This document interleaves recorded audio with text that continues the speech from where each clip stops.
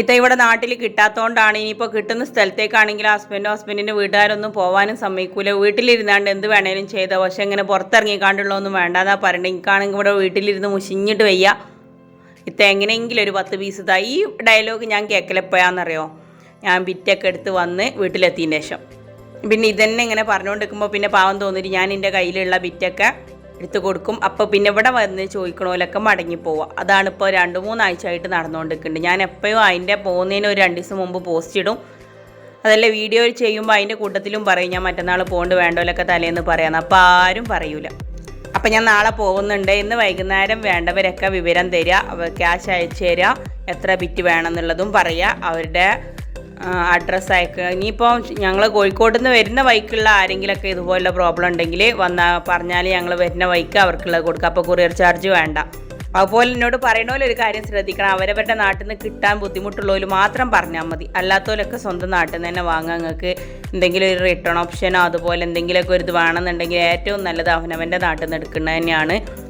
നിങ്ങളെ വീഡിയോ കണ്ടിട്ട് ഞങ്ങൾക്ക് തുടങ്ങണമെന്നുണ്ട്, പക്ഷേ വിറ്റ് കിട്ടാനൊരു വഴിയില്ല എന്നുള്ളവർ മാത്രം നമ്മളെ അടുത്തേക്ക് വന്നാൽ മതി. നമ്മളിതൊരു സെയിലായിട്ട് കണ്ടിട്ടില്ല.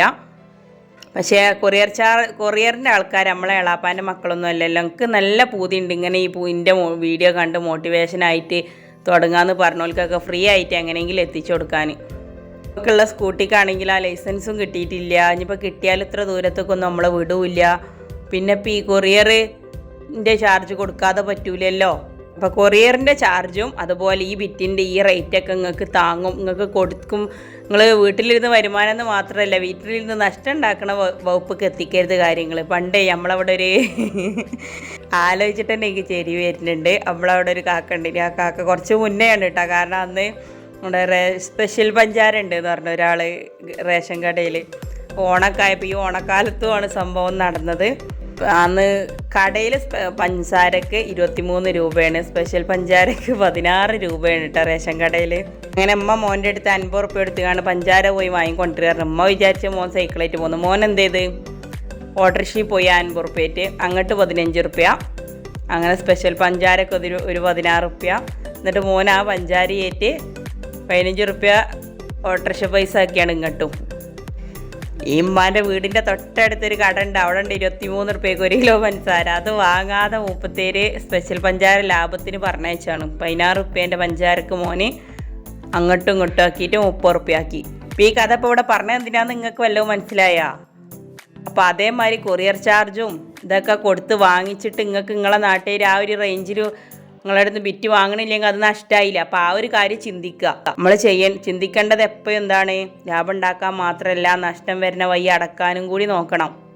ഒരു 20 രൂപ ലാഭം കിട്ടിയാൽ അതുകൊണ്ട് 4 നൂല് വാങ്ങല്ലോ എന്നുള്ള ചിന്തയിൽ വേണം നമ്മൾ തുടങ്ങാൻ. ലാഭം എന്ന് മാത്രമല്ല നഷ്ടമില്ല എന്നും കൂടി ഉറപ്പ് വരുത്തണം കേട്ടോ. എൻ്റെ കയ്യിൽ നിന്ന് ഇത്താൻ്റെ കൈ കൊണ്ട് തന്നെ തുടങ്ങണം എന്ന്. നമ്മളെ കയ്യിൽ നിന്ന് ഒരു ബർക്കത്തുമില്ല. അതൊന്നും നമ്മൾ ബീവിയും തങ്ങളൊന്നുമല്ല. ആ ഒരു ചിന്ത ഒന്നും ആരെടുത്തും വേണ്ട.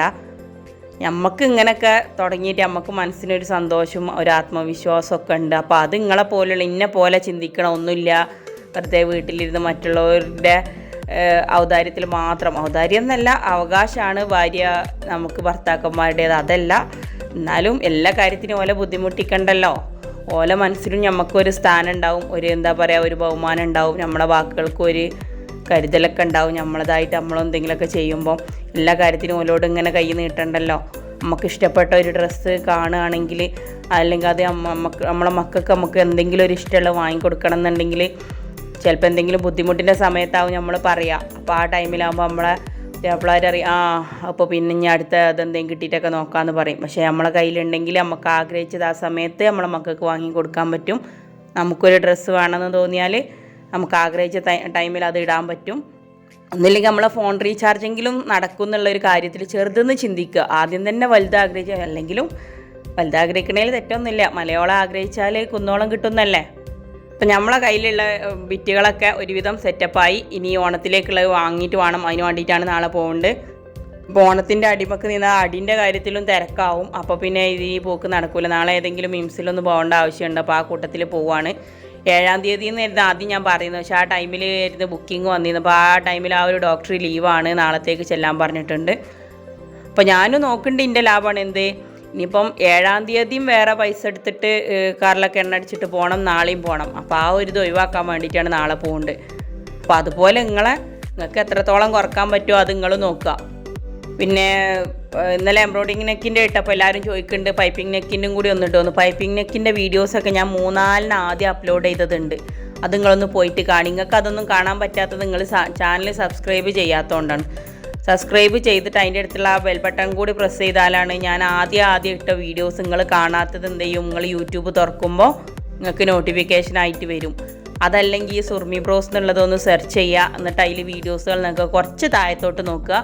നൈറ്റിൻ്റെ നെക്ക് എളുപ്പത്തിൽ 3 രീതിയിൽ ചെയ്യേണ്ടതിൻ്റെ വീഡിയോസൊക്കെ ഞാൻ മുമ്പ് അപ്ലോഡ് ചെയ്തതുണ്ട്. പിന്നെ അതിൽ നിന്ന് ഡൗട്ട് മാറില്ലെങ്കിൽ അതിൻ്റെ ഇങ്ങേപ്പുറത്ത് ഇപ്പം അടുത്ത് പുതിയതായിട്ടിട്ട വീഡിയോസ് ഉണ്ട്. എന്നും നിങ്ങൾ പറയണ മാതിരി ഈ നെക്ക് മാത്രം ഇട്ടാൽ ഇത് കാണുന്നവർക്ക് ബോറടിച്ചില്ലേ? എംബ്രോയിഡിങ് നെക്കിൻ്റെതും മുമ്പ് ഞാൻ ഇട്ടതുണ്ട്, പക്ഷെ അതിൽ നിന്ന് മനസ്സിലായിട്ടില്ല എന്ന് പറഞ്ഞവൾക്കാണ് ഇന്നലെ വേറെ ഇട്ടത്. അതേമാതിരി 290ൻ്റെ വീഡിയോസ് ഒരുപാട് പേര് ചോദിച്ചതുണ്ടേനി, പക്ഷേ ഓലൊന്നും അതിൽ കമൻറ്റിൽ കാണാനില്ല. അപ്പോൾ ഓലൊന്നും കണ്ടിട്ടില്ല എന്നാണ് തോന്നുന്നുണ്ട്. കാണാത്തോലാണെങ്കിൽ പോയിട്ട് കാണുക. ഇനി ആരും 3.20ൻ്റെ ബിറ്റ് വെറുതെ എടുക്കണ്ട. അതിന് കുറച്ച് വിലയും കൂടുതലല്ലേ, അതെടുത്തിട്ട് വെറുതെ മുക്കാക്കതിന് വേണ്ടിയിട്ട് അതെടുത്തിട്ട് വേസ്റ്റ് ചെയ്യണ്ട. ഇനി പ്ലീറ്റഡ് നെറ്റിൻ്റെയും അതുപോലെ ഞങ്ങൾക്ക് ബിസിനസ് അല്ലാതെ വീട്ടിലിരുന്നിട്ട് ഞങ്ങൾക്ക് ഇടാനുള്ള ഒരു മാക്സി ഇടാനുള്ള തയ്ക്കാനുള്ള വീഡിയോസ് ഷിബൊന്നും വെക്കാത്ത ഒന്ന് ഇടീന്ന് പറഞ്ഞ 2-3 പേരുണ്ട്. അപ്പോൾ അവർക്ക് വേണ്ടിയിട്ടുള്ള വീഡിയോസ് നാളെയോ മറ്റന്നാളായിട്ട് ചെയ്യാം. ഇനിയിപ്പോൾ നാളെ ഏതായാലും എന്തും ചെയ്യാൻ പറ്റുന്നുണ്ടാവില്ല. നാളെ ഇങ്ങോട്ട് പോവുകയാണെങ്കിൽ പിന്നെ അതിന്മേൽ തന്നെ തീരും. പിന്നെ ഞായറാഴ്ച ഒരു ഫംഗ്ഷനുണ്ട്, അപ്പോൾ അതിലേക്ക് കുറച്ച് സ്റ്റിച്ചിങ് കാര്യങ്ങളൊക്കെ ഉണ്ട്. ഇനി പ്ലീറ്റഡ് നൈറ്റിൻ്റെയും ചോദിച്ചവരുണ്ട്, അപ്പോൾ അവർക്കൊക്കെ വേണ്ടിയിട്ടുള്ളത് ഓരോ ദിവസം ഇടാട്ടാ. പിന്നെ ഞാൻ പറഞ്ഞ ആ മത്സരത്തിനെ കുറിച്ചുള്ള പൂർണ്ണ വിശദാംശങ്ങൾ ഇറങ്ങിയിട്ടുള്ള വീഡിയോസ് നാളെ എന്തായാലും അപ്ലോഡ് ചെയ്യും. അതിപ്പോൾ ഇന്ന് പറയാൻ നിന്ന ഇതിൻ്റെ കൂട്ടത്തിൽ അതും കൂടെ പറയുമ്പോക്കിന് വൈകും. ഞാൻ ചില സെറ്റിൽമെൻറ്റും കൂടെ ഒക്കെ ചെയ്യാനുണ്ട് അതിനെന്നിട്ട്. പക്ഷേ മത്സരം പെട്ടെന്ന് ഒരു ദിവസമല്ല, 2 മാസത്തെ ടൈം വെച്ചിട്ടുള്ള ഒരു മത്സരമാണ്. മത്സരം എന്താണെന്നുള്ളത് ചെറിയൊരു സസ്പെൻസ് ആയിട്ട് തന്നെ അവിടെ നിൽക്കട്ടെ. അപ്പം മറക്കണ്ട, നാളെ പിന്നെ ഷോപ്പിലെത്തിൻ്റെ ശേഷം ആര് വിളിച്ചാലും ഞാൻ ഫോൺ എടുക്കില്ല. ഓരോരുത്തർക്ക് ഇങ്ങനെ ഫോട്ടോസ് വിട്ടു കൊടുത്തിട്ട് അവർ സെലക്ട് ചെയ്യണതിൻ്റെ ഇടയിൽ കൂടെ നിങ്ങൾ വിളിക്കുമ്പോൾ അത് എൻ്റെ നേരം വൈകും വെറുതെ. അപ്പോൾ എല്ലാവരും കണക്കിന് എടുത്തിട്ട് എനിക്ക് ഇഷ്ടപ്പെട്ട നല്ല ക്വാളിറ്റി ഉള്ള മെറ്റീരിയലുകൾ ഞാൻ കൊണ്ടുവരും. എന്നിട്ട് വീട്ടിൽ വന്നിട്ട് നിങ്ങൾക്ക് ഫോട്ടോസ് അയച്ചു തരും. അപ്പോൾ നിങ്ങൾക്ക് ഇഷ്ടമുള്ളത് സെലക്ട് ചെയ്യുക. നിങ്ങൾക്ക് ഇഷ്ടമുള്ളത് സെലക്ട് ചെയ്യാനുള്ള ഓപ്ഷൻ ഉണ്ട്. ഇനി അതല്ലെങ്കിൽ എനിക്ക് ഇഷ്ടപ്പെട്ടത് അയച്ചു തരണം പറഞ്ഞുകൊണ്ട് 3-4 പേര് ഓർഡർ ഓൾറെഡി തന്നിട്ടുണ്ട്. ഇപ്പോൾ 75 ബിറ്റ് ആയിട്ടുണ്ട്. ഓരോരുത്തർ 20, 15, 10, 4, 5 ഒക്കെ പറഞ്ഞതുണ്ട്. ഒക്കെ കൂട്ടിയിട്ട് ഇപ്പോൾ 75 ബിറ്റ് ടോട്ടലായിട്ടുണ്ട്. 80 നെക്കിനുള്ള ഓർഡറും കിട്ടിയിട്ടുണ്ട്. ഇനി ബാക്കിയുള്ളത് നോക്കിയാൽ മതി. അപ്പോൾ ഇല്ലെങ്കിൽ വേണ്ട, നിങ്ങളുടെ കാര്യങ്ങൾ നോക്കിയിട്ട് അതിനനുസരിച്ച് നിങ്ങൾക്ക് നഷ്ടമാവാത്ത രീതിയിൽ മാത്രം ചെയ്താൽ മതി. എനിക്ക് ബുദ്ധിമുട്ടൊന്നും ആവാനും ഇല്ല. എന്താണെന്ന് വെച്ചാൽ ഏതായാലും ഞാൻ എനിക്ക് വിറ്റെടുക്കാൻ വേണ്ടിയിട്ട് പോവുകയാണ്. അപ്പോൾ ആ കൂട്ടത്തിൽ നിങ്ങൾക്കും ചെയ്യാമെന്ന് മാത്രം. എന്തായാലും എത്ര പേര് സക്സസ് ആയി എന്നുള്ള കാര്യങ്ങളൊക്കെ ഒന്ന് പറയിട്ടാ. ഞാൻ ആദ്യം എൻ്റെ കയ്യിൽ നിന്ന് നൈറ്റി ബിറ്റ് വാങ്ങിച്ചു വെച്ചിരുന്ന എല്ലാവരും വിളിച്ചു. അവരിൽ 3 പേരിപ്പം പുതുതായിട്ട് എടുക്കാനും ഓർഡർ തന്നിട്ടുണ്ട് 20 വെച്ചിട്ട്. അപ്പോൾ ആദ്യം 15 വാങ്ങിച്ചവരുടേതെല്ലാം സെയിലായി പോയിട്ടുണ്ട്. അവരിൽ 2 പേര് 20 വെച്ചിട്ട് ഓർഡർ വാങ്ങിച്ചിട്ടുണ്ട്. അപ്പോൾ അത് നല്ല സന്തോഷമായി. അവരെല്ലാം ആദ്യമായിട്ട് സ്റ്റാർട്ട് ചെയ്തവരാണ്. അപ്പോൾ നമ്മൾ കാരണം സ്റ്റാർട്ട് ചെയ്തിട്ട് അവരുടെ ഇത് വിജയിക്കുമ്പോഴുള്ള സന്തോഷം പറഞ്ഞറിയിക്കാൻ വയ്യ. എല്ലാവരും എന്നെക്കാളും വലിയ ബിസിനസ്സുമാരായി. എന്നിട്ട് വേണം എല്ലാവരെയും കാണാൻ പോവാൻ.